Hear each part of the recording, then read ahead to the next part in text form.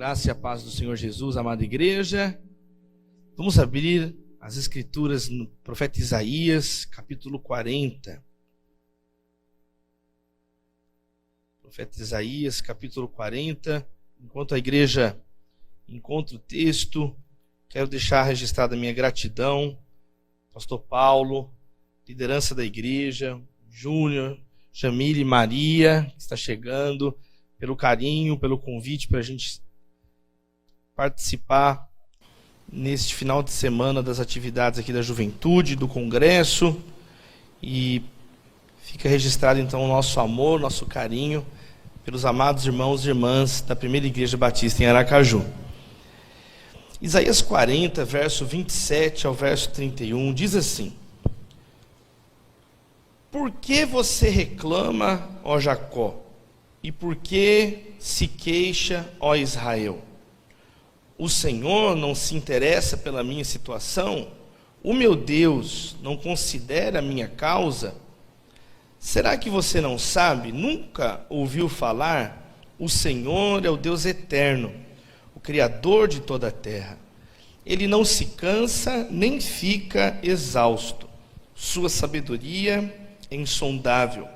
Ele fortalece o cansado e dá grande vigor ao que está sem forças. Até os jovens se cansam, ficam exaustos, e os moços tropeçam e caem. Mas aqueles que esperam no Senhor renovam as suas forças. Voam alto como águias, correm, não ficam exaustos, andam e não se cansam. Que a palavra, ela frutifique em nosso coração, ele seja terra boa e a semente da palavra gere frutos, em nome de Jesus. Amém. Esse texto começa com a pergunta da nação de Israel. Obrigado, irmã. Por que você está reclamando, Israel? E começa com um lamento do povo de Deus. O povo está falando assim: será que Deus não se interessa comigo? Será que Deus não se importa com isso que está acontecendo na minha vida? É a pergunta de muitos de nós em muitos momentos da vida. Eu ouvi muitas vezes essa pergunta agora, nesse período que nós passamos de anos de pandemia. Muitas pessoas: pastor, será que Deus não se importa com a gente? Será que Deus não se interessa? Olha só o que eu estou enfrentando no meu casamento, aqui na sala da minha casa. E foi justamente essa a pergunta que o povo de Deus fez naquela época. O povo de Israel, o povo de Deus, estava perguntando: onde está Deus nesse momento? É claro que nós podemos fazer essa pergunta de um modo pecaminoso, quando nós não temos fé. Aí a Bíblia chama inclusive isso de pecado. É o pecado da murmuração. É quando você questiona Deus, mas com um coração cheio de cinismo, com um coração cheio de sarcasmo. Lembra, por exemplo, o povo de Israel perguntando para Moisés: ué, Moisés, o que Deus falou com você? Estava faltando túmulo no Egito? Para isso que você trouxe a gente aqui para o deserto?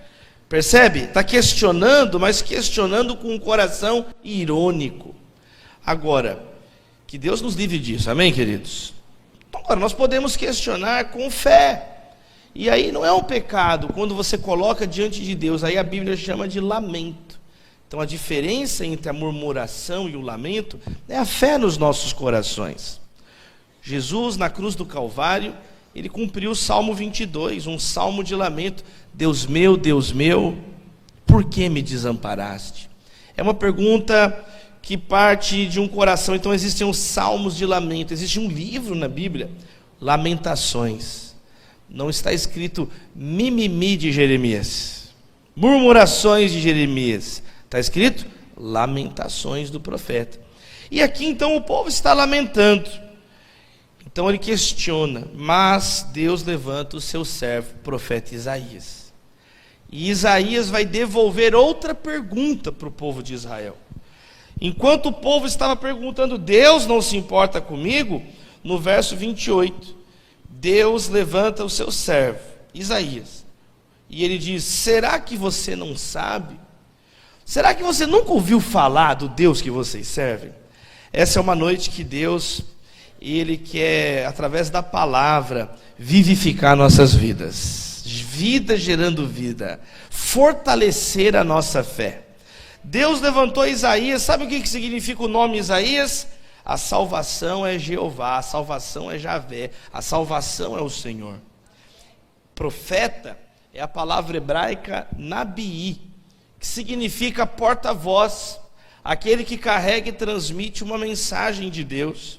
Então o profeta, o nabi Isaías, ele foi levantado por Deus. Você sabe, querido irmão, querida irmã, que Isaías, ele é o profeta do Antigo Testamento mais citado no Novo.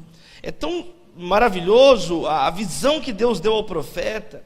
Ele é mais citado do que todos os outros profetas juntos no Novo Testamento. Por isso que a igreja chama Isaías de o profeta do Evangelho, o profeta evangélico. Ele no capítulo 53, como é que é? Ele percebe, ele vê Jesus, o servo sofredor.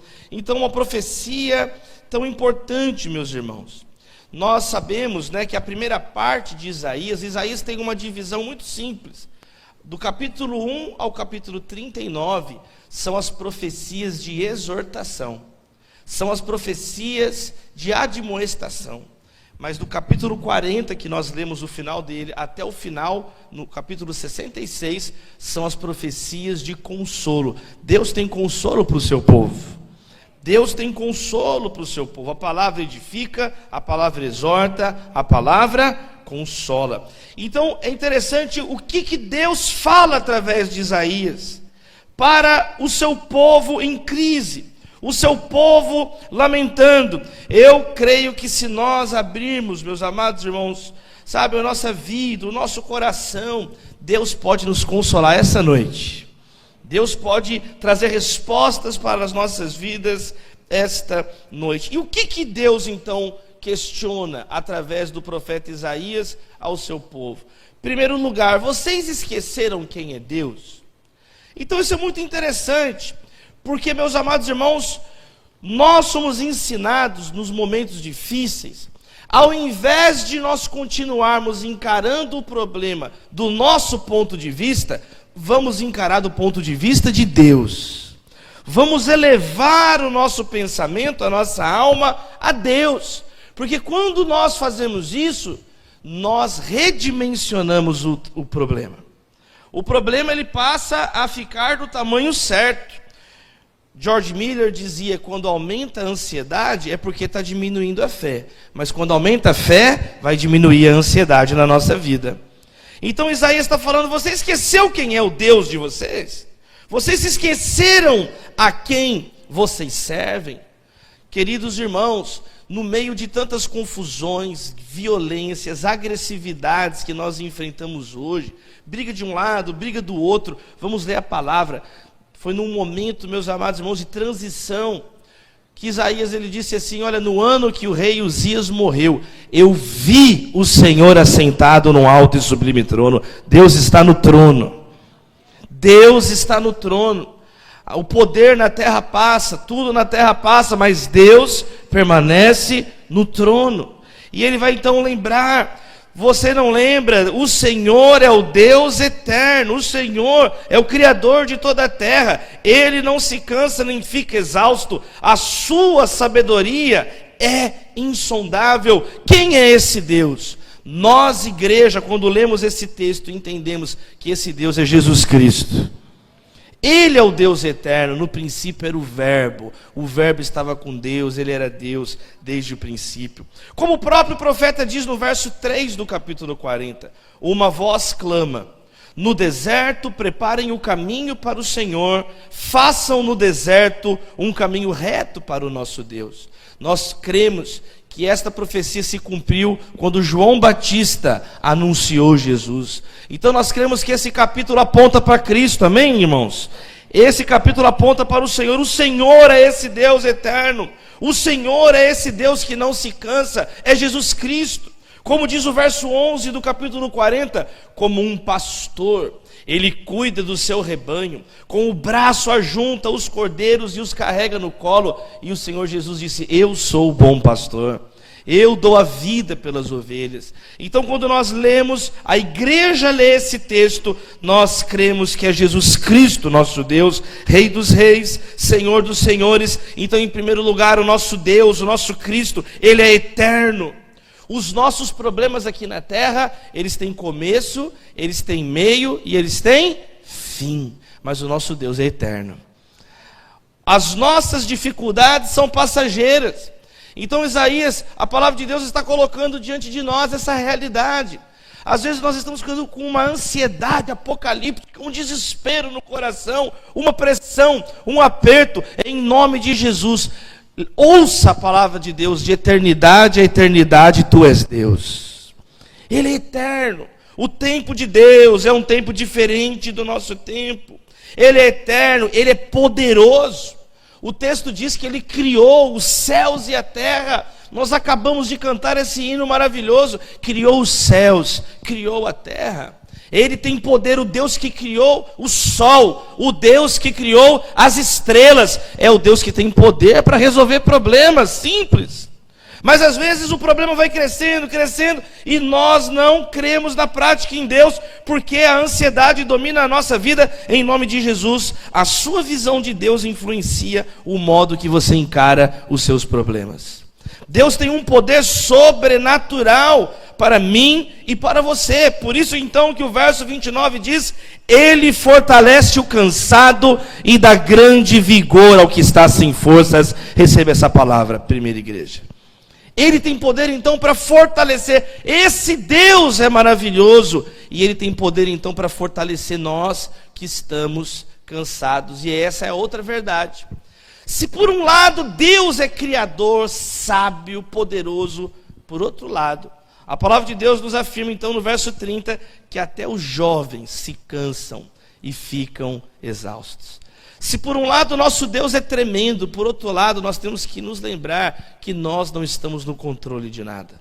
Até o jovem, olha, a Bíblia, estamos na conferência da juventude, congresso dos jovens. A Bíblia fala que a glória de um homem idoso são as suas cãs. Ela é a coroa obtida por uma vida íntegra, por uma vida justa. Então a Bíblia elogia a pessoa madura, que foi experimentada e aprovada na vida. Louvado seja Deus pelos anciãos, amém? E o que a Bíblia elogia do jovem? A sua força, a beleza do jovem está na sua força. Foi o texto na abertura deste culto: jovem escrevi porque sois fortes. Sabe qual que é a primeira vez que o jovem é mencionado em Atos? Atos 5, quando fala, chegaram os jovens aí que vão carregar o corpo de Ananias e Safira. Então o jovem tem que carregar peso na igreja. Louvado seja Deus. O jovem, ele é elogiado porque ele é forte. O jovem, Lamentações vai dizer o que no capítulo 3? Olha, é bom para o homem carregar o peso enquanto ele é jovem. Porque o jovem, então, é o auge da força física do ser humano. Então Eclesiastes, ele lembra, olha, lembra do teu Criador nos dias da sua mocidade. Porque vão chegar os dias que você não sente o gosto das coisas, você não escuta direito, você não enxerga direito, você diz, eu não tenho mais prazer, você vai perdendo a força. Então, lembra do Criador no dia da juventude. Por isso que Paulo vai falar, olha, Timóteo, seja santo, foge das paixões malignas da juventude. Então a Bíblia, por um lado, ela vai falar que o jovem tem força, mas aqui Isaías está fazendo uma advertência. Mas até o jovem fica cansado. E o moço de exausto tropeça e cai. Se por um lado nós devemos lembrar do poder de Deus, por outro lado, diante dos desafios da vida, nós precisamos reconhecer a nossa limitação. Primeiro, a limitação mesmo de criaturas. Ele é criador, nós somos criaturas.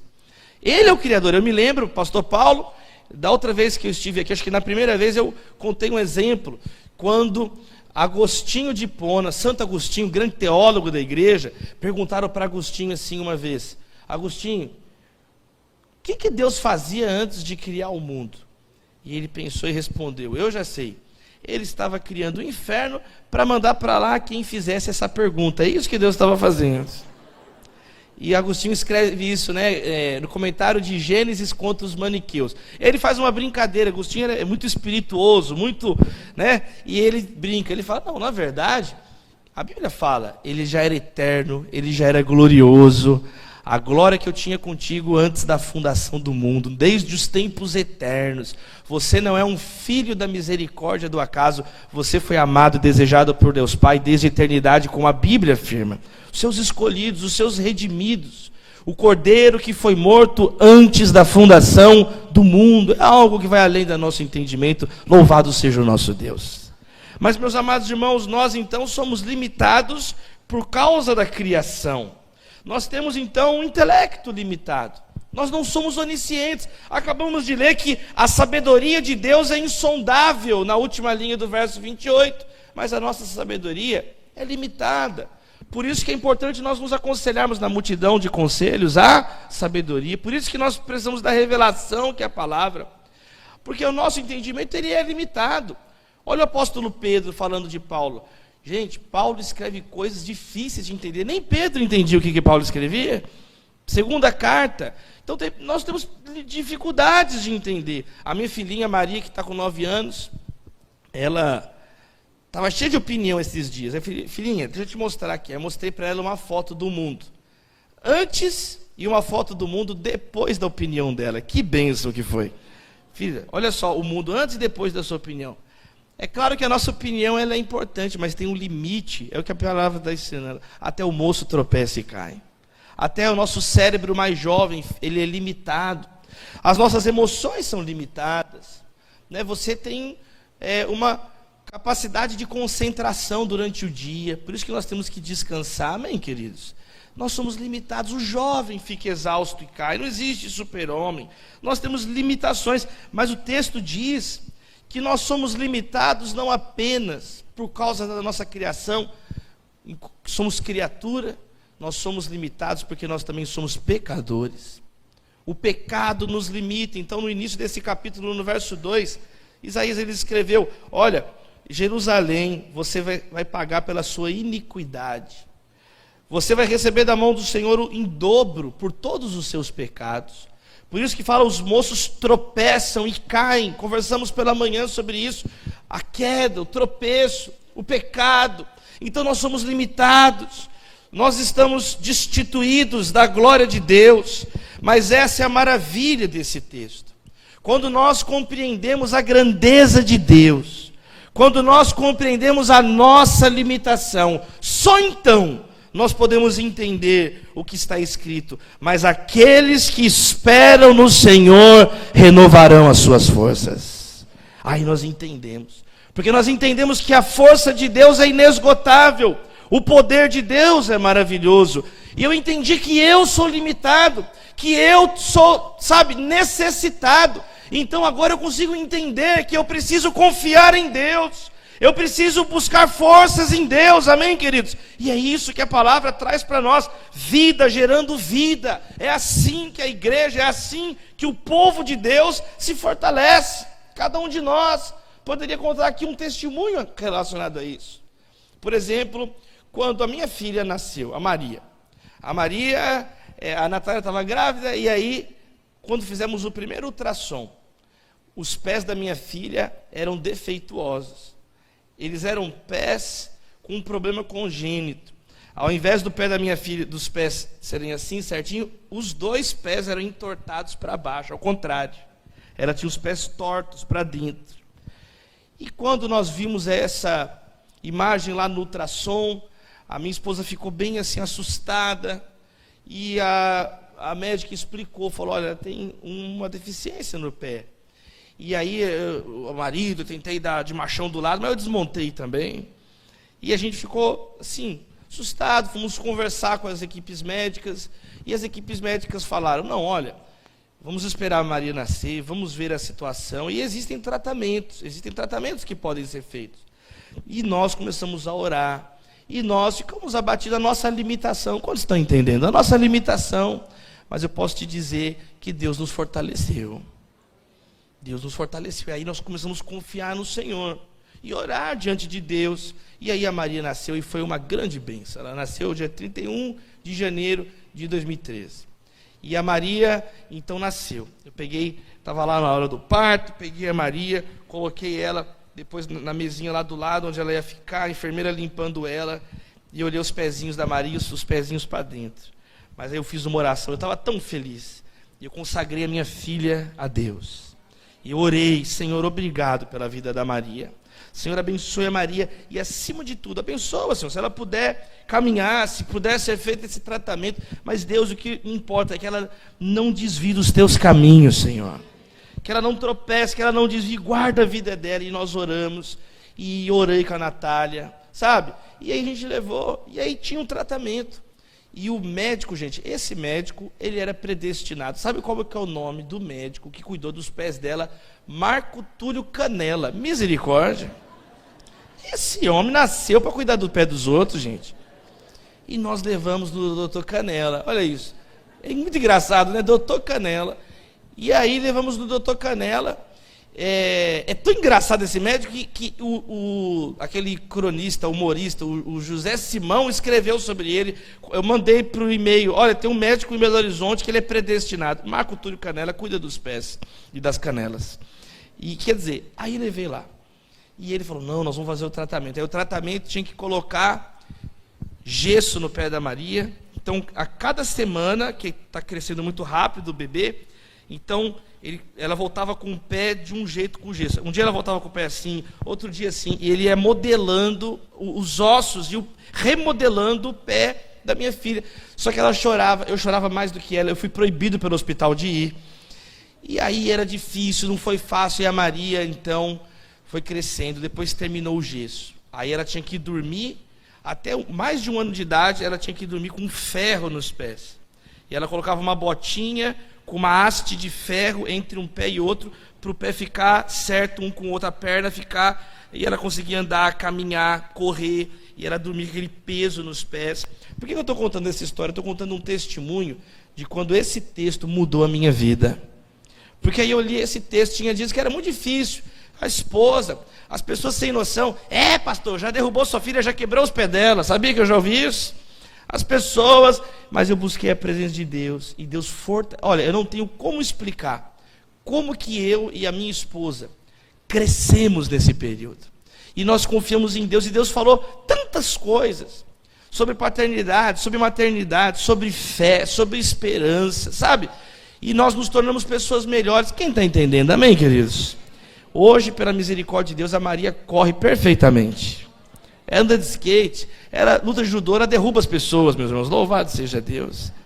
Ela dá golpe, ela dá nocaute, e ela já assistiu o culto, estou lembrando dela aqui, ela veio comigo da outra vez, né, Júnior? Ela ficou sentadinha ali, olhando, foi para a classinha, e a Maria, uma bênção, mas todos nós poderíamos falar, sabe, gente, eu estou lendo aqui um texto que fala que se você esperar no Senhor, você vai renovar suas forças. A questão é, será então que nós vamos confiar nessas promessas?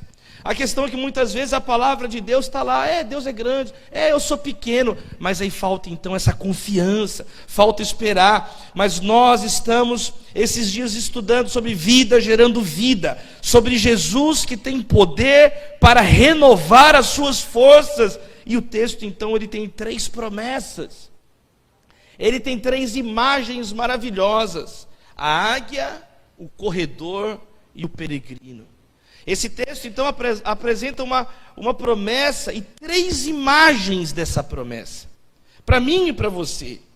Primeiro, a imagem da águia, porque ele vai dizer então: aqueles que confiam no Senhor renovarão suas forças e voarão alto como águias. É algo sobrenatural, é uma imagem sobrenatural. A águia aparece várias vezes no Antigo Testamento como um símbolo de força, como um símbolo de visão. Jó fala que a águia ela consegue enxergar longe.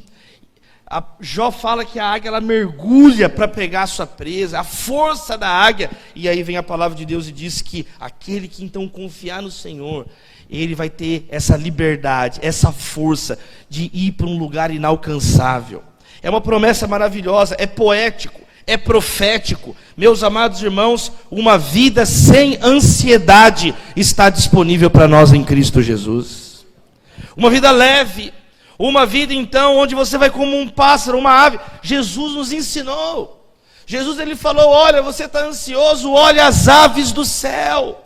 Olha como elas voam, e o Pai Celeste tem cuidado delas. Ele não vai cuidar de vocês, homens de pequena fé? Jesus, ele veio reafirmar essa palavra. Você recebe a palavra de Cristo? Ele veio dizer, olha só, não fiquem ansiosos, porque vocês estão tão apavorados. Qual de vocês, por mais que se preocupe, pode acrescentar um côvado ao curso da existência, uma hora a mais à vida? Então a ansiedade, ela vai desgastando, ela vai destruindo. Mas se você confiar em Deus, se a sua fé não estiver em programas de homens, programas culturais, científicos, políticos, não está no programa de Deus, o programa divino, aí você vai então ser liberto. A Bíblia várias vezes compara a ansiedade a esse peso. A Bíblia fala dos pesos e preocupações da vida. Então a semente foi sufocada pelos espinhos. Jesus falou, vinde a mim e deixa o jugo pesado. Ele usa a imagem então de um animal sobrecarregado, um animal de carga, desorientado, cansado e sobrecarregado. E ele fala, vinde a mim, e eu vos aliviarei, darei descanso para as suas almas. O que a palavra de Deus nos ensina é um descanso sobrenatural, é mais do que o descanso físico. Mas você está cansado fisicamente? Dorme. Eu estava muito cansado ontem, eu dormi, eu estou novo, posso pregar mais 3 horas. Você está cansado?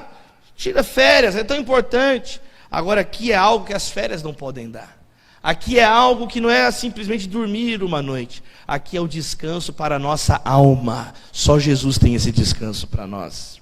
Almas perturbadas, pessoas que se condenam, pessoas que ficam se flagelando como sacerdotes de Baal, sabe? Uma culpa que você sente. Essa culpa não tem terapia que tira.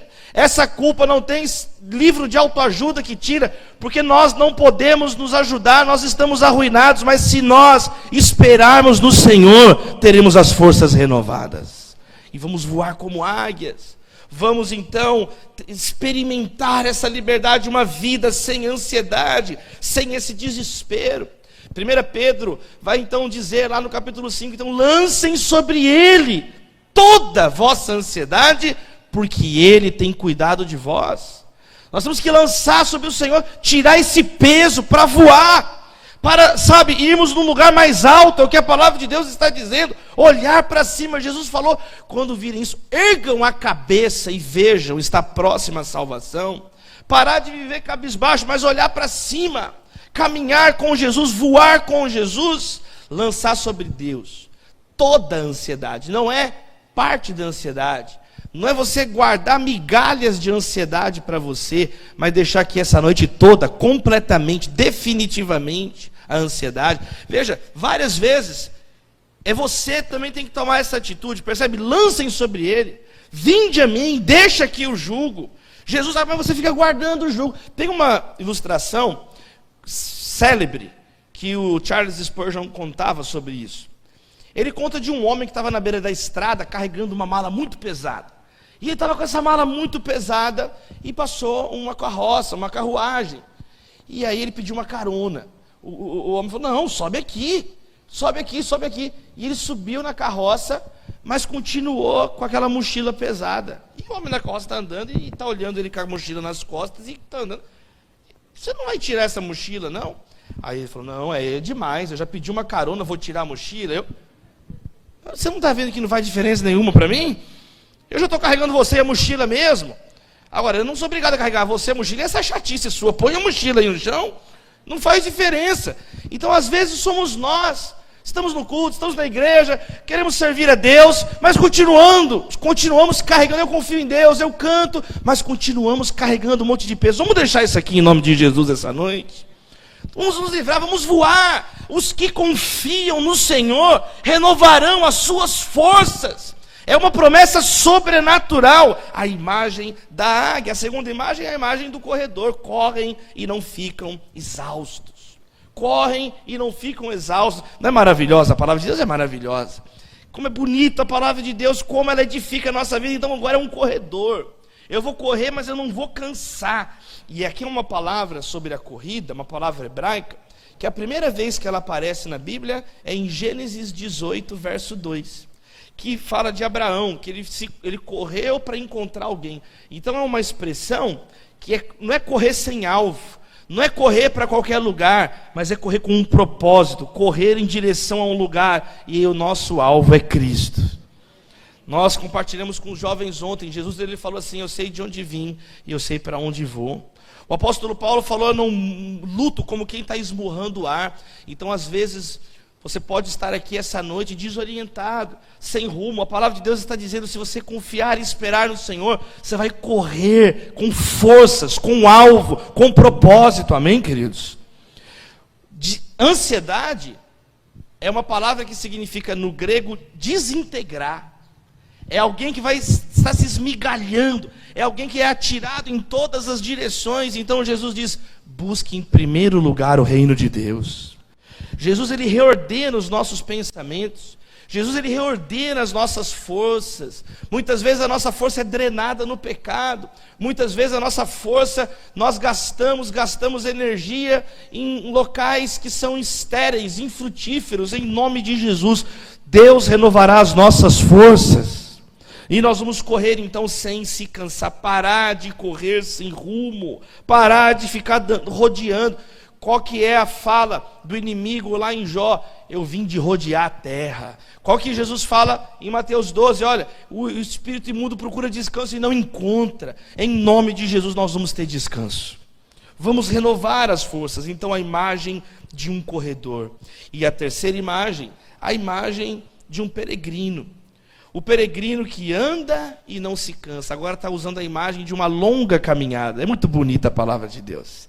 E agora ele usa um terceiro exemplo, para que não reste dúvidas. Como uma águia livre de preocupações. Meus amados irmãos, como corredores com alvo, com propósito. E como peregrinos. O que é o peregrino? Ele é desapegado.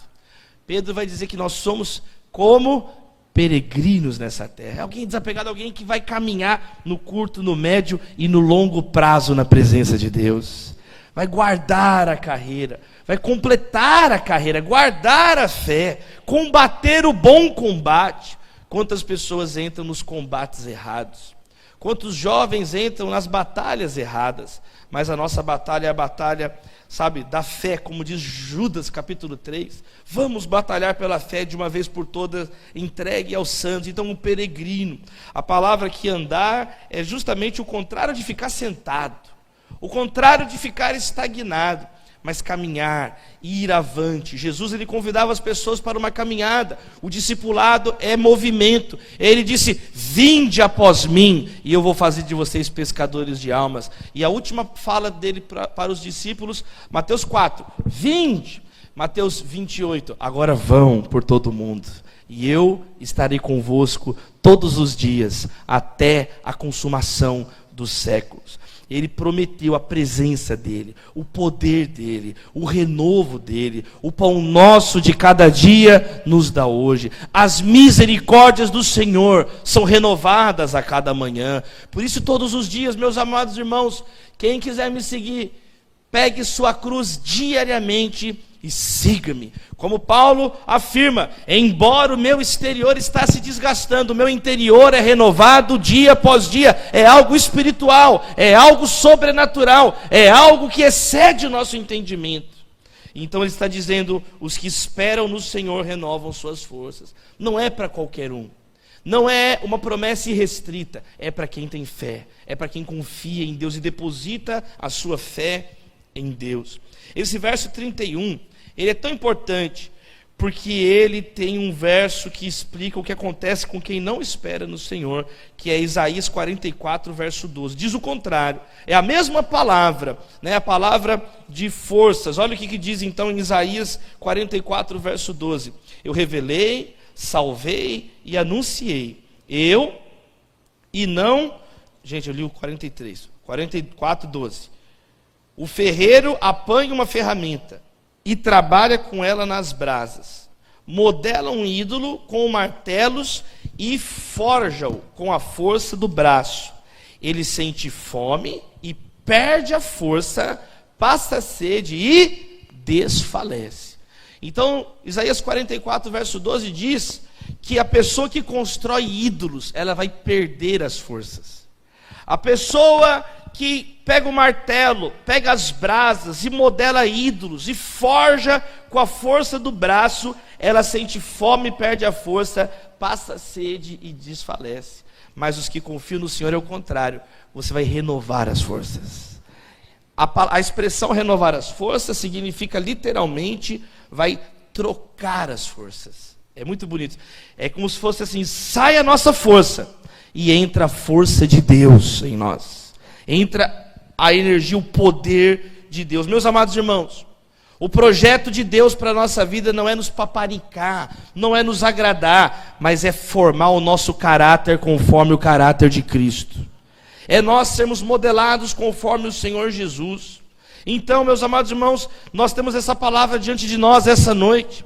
Sabe, nós não podemos mudar o passado, mas Deus pode mudar o modo que o passado nos afeta, amém? Nós não podemos, sabe, não está dizendo assim, olha, se você confiar em Deus não vai mais ter problema. Não é essa a promessa é que você vai ter forças para superar os problemas. Você vai ser, sabe, em nome de Jesus, vai receber algo que você não tem em si mesmo. Como aquela sarça ardente, que queimava, mas não era consumida. Esse é um dos símbolos, então, meus amados irmãos, poderosos de Deus, uma vida sem moleza. O que eu quero dizer? Aplicando praticamente para os nossos dias, então, aplicando para a vida da igreja, para a gente orar. Sabe, gente, nós precisamos, como igreja do Senhor no Brasil hoje, entender que nós temos que jogar xadrez e parar de jogar dama.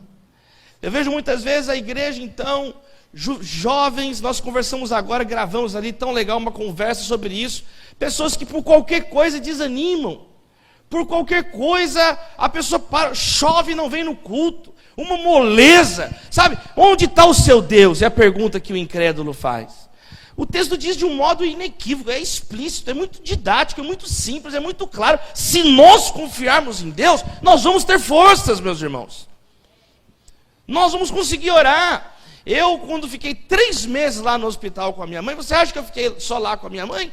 Eu fiquei no andar inteiro orando por todo mundo. Pela enfermeira, pelo faxineiro, pelos médicos. A equipe toda pediu oração. Descobri, tem um pastor que ora lá, eu fiquei orando por todo mundo.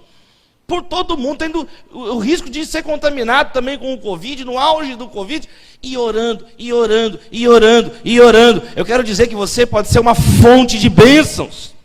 O que esse texto está dizendo é que você vai além, a pessoa não consegue, mas porque Deus está na sua vida, você consegue fazer uma coisa que os outros não conseguem, porque é o símbolo, a presença, a glória de Deus na sua vida, meu amado irmão. Uma família abençoada na vizinhança, um casal entre os amigos, vocês chegam na conversa, muda o ambiente, perfuma o ambiente, é o tema da influência. As metáforas para a igreja são metáforas de influência, de força de Deus em nós. Por exemplo, vocês são o sal da terra, mas se o sal perder o seu sabor, quem poderá restaurá-lo? Ele não serve para mais nada, a não ser lançado fora e pisado pelos homens. Só que a igreja não foi chamada por Cristo para ser tapa-buraco de ninguém. A igreja não é um tapa-buraco, a igreja é o sal da terra. O sal tempera, o sal dá gosto, o sal dá sede. A pessoa tem que ficar perto de nós e sentir sede de Deus. Agora, o que Jesus está falando, como é que vai influenciar se não tem essa força, se não tem esse sabor, se nós não temos tempo de comunhão com Deus, se a nossa expectativa está no jornal e não na palavra, na boa notícia eterna. Então vocês são a luz do mundo. A luz dissipa as trevas. Nunca você vai ver luz e trevas junto, porque se chegou a luz é porque não tem mais trevas, e vocês são a luz do mundo. Vocês são a luz do mundo. Então quando a igreja chega numa cidade, a cidade é impactada com a luz da palavra de Deus. A palavra é lâmpada para os pés, ela é luz para o caminho. Existe a história de um missionário chamado Peter Milne, que chegou para uma cidade pequenininha para pregar a palavra. E esse homem morreu lá, a cidade inteira entregou a vida para Jesus. E na lápide dele, é muito conhecida essa história, está escrito assim: quando ele chegou, não havia luz. Quando ele partiu, não havia trevas. Louvado seja Deus.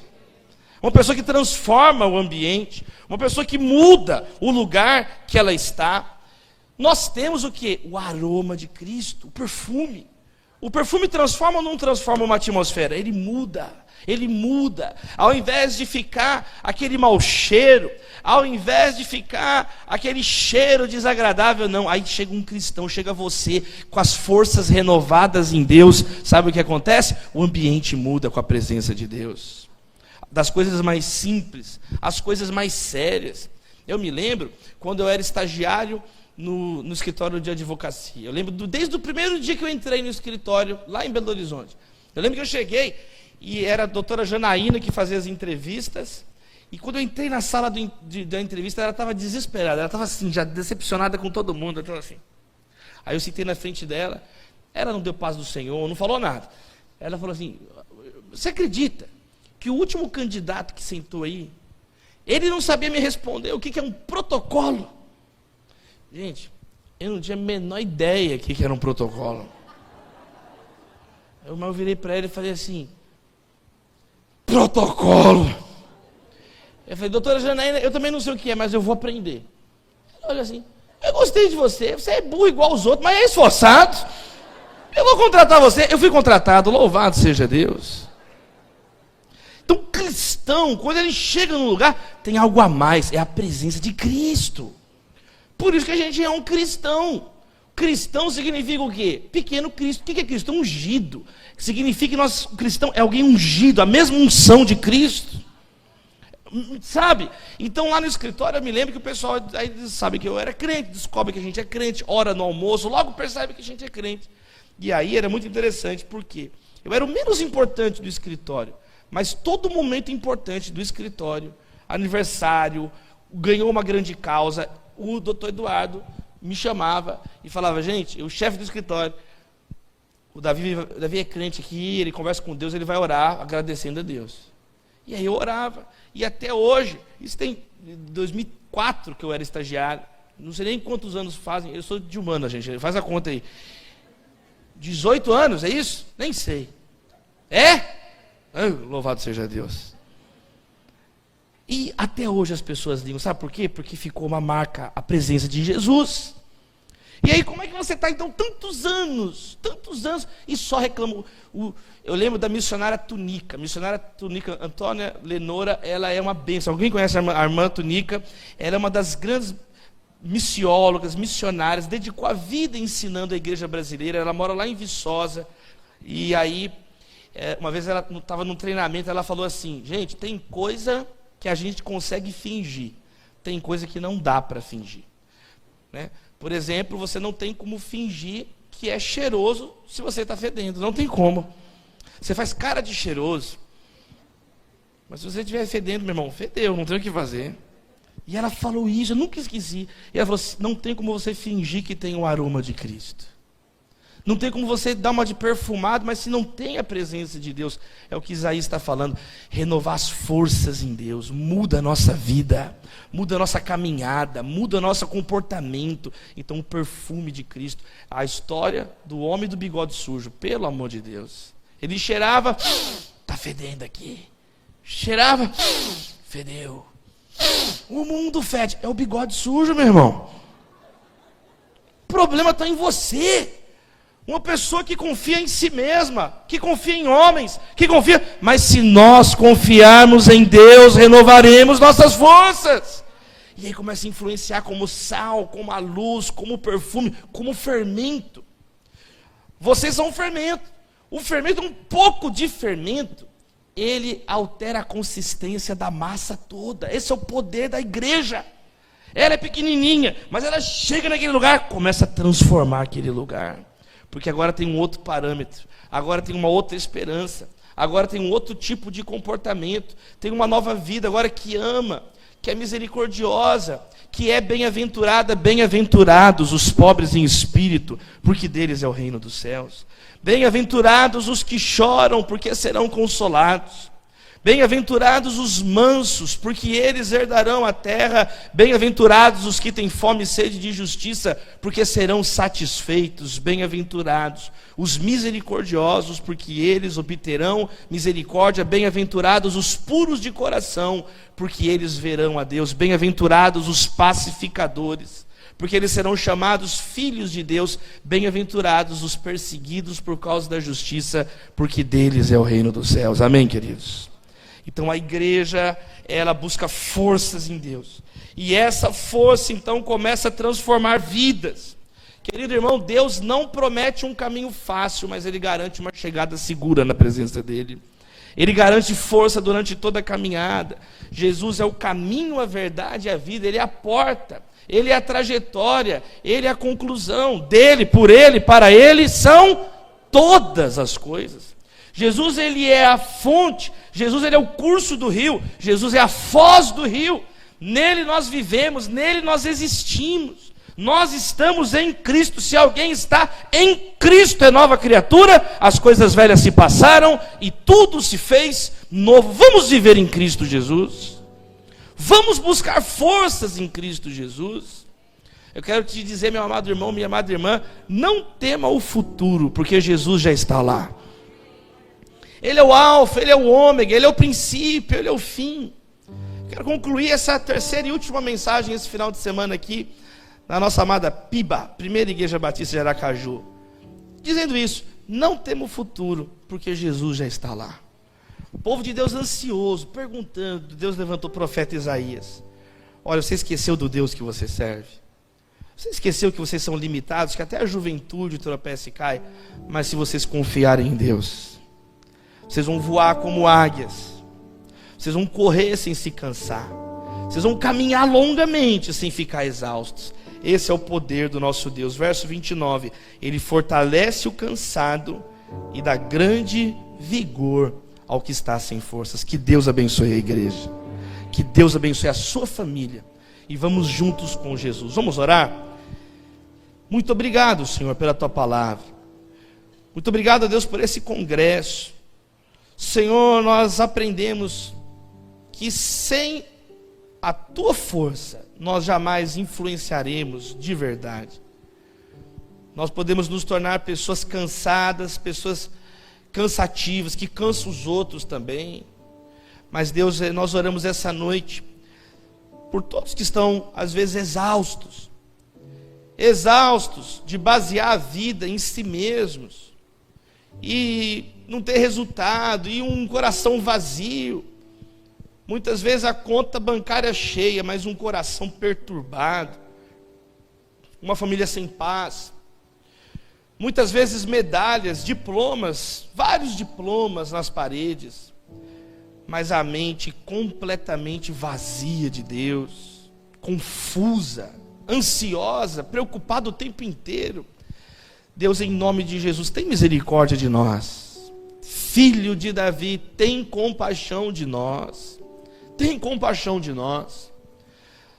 Senhor, nós clamamos por um mês de agosto muito abençoado, de fortalecimento, de renovo. Nós queremos praticar essa palavra e colocar a nossa esperança em Ti, porque só o Senhor é a fonte da vida. O Senhor é o autor da vida, e nós não teremos vida para compartilhar. Nada podeis fazer sem mim, é o que o Senhor nos ensinou. Nós não queremos ser ramos ressequidos, queremos estar ligados em Cristo, queremos estar ligados no Senhor, porque nós entendemos que sozinhos nós não conseguiremos influenciar. Ó Deus, por isso, em nome de Jesus, mostra cada área da nossa vida. Vê se há em nós algum caminho impuro, Senhor. Nós pedimos por discernimento espiritual, para que possamos avaliar, examinar o nosso coração, nossa conduta. Ó Deus, e que haja arrependimento, que haja correção, para que possamos estar, ó Deus, firmados em Cristo, alicerçados na rocha que é Cristo. Sejamos obedientes, amorosos, praticando o amor para valer, não da boca para fora, amando o Senhor, amando as pessoas. Ó Deus, nós clamamos, renova cada família, que tenhamos uma noite muito abençoada, uma semana abençoada na Tua presença. Livra-nos do maligno, livra-nos do mal. Nós repreendemos Satanás em nome de Jesus. Repreendemos o mal, como o Senhor nos ensinou, que vem o pão nosso de cada dia. Que o Senhor nos perdoe como nós perdoamos os nossos ofensores e livra-nos do mal, porque teu é o poder, a glória para sempre, Senhor, a majestade pelos séculos dos séculos. Toda autoridade te pertence. O Senhor é o alfa, o ômega, o princípio e o fim, e nós tributamos a glória devida ao teu nome, Senhor Jesus. Emanuel, Deus conosco, Pai da eternidade, Príncipe da paz, nós te amamos, nós queremos estar na tua presença, nós queremos o teu renovo, não o renovo das pessoas que é passageiro, não o renovo, ó Deus, que nós mesmos inventamos da nossa cabeça, mas o renovo da palavra, o renovo do Senhor. Nós oramos em nome de Jesus, amém.